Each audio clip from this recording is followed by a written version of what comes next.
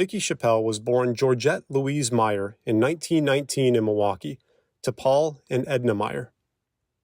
As a child, she took her nickname from her hero, Arctic explorer Admiral Richard Byrd, and dreamed of being a pilot or an aerospace engineer.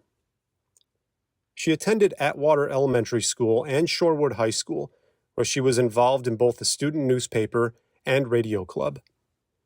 An exceptional student, Dickey skipped a grade and graduated as valedictorian of her class at the age of 16.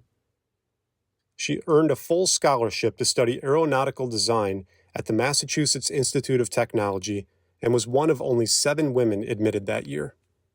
But Dickey was more interested in flying planes than designing them, and spent much of her time in the local airfield, writing aviation articles and taking aerial photographs. It led to the publication of her first newspaper article in the Boston Traveler, but the start of her journalism career marked the end of her academic career. Having earned low grades and missing too many classes, she was asked to leave MIT after her second year. Back in Milwaukee, she began working at a local airfield. But after her mother learned of an affair with a pilot, Dickey was sent to live with her grandparents in Florida. But her love of planes persisted. She began writing press releases for an air show and quickly landed a job with TWA in New York, where she met photography instructor and her future husband, Tony Chapelle.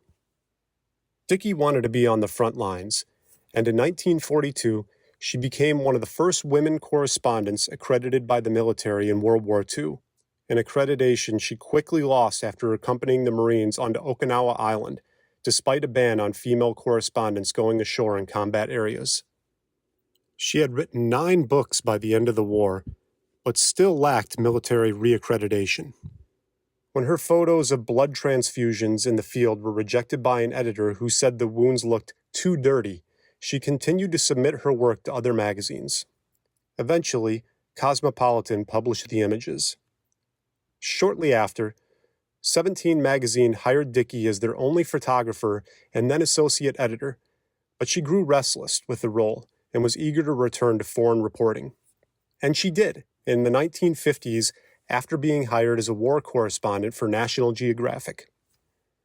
Dickey became known for her tenacity and willingness to do anything to get the story.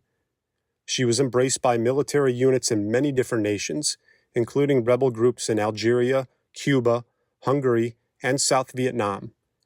She even took up parachuting at the age of 40, after becoming the first female reporter to receive approval from the Pentagon to jump with American troops in Vietnam. She was captured by Russian forces, arrested as a spy, and imprisoned for 2 months in 1956 after attempting to bring penicillin to Hungarian refugees. In 1962, she became the second woman awarded the George Polk Memorial Award, the highest award for bravery from the Overseas Press Club of America.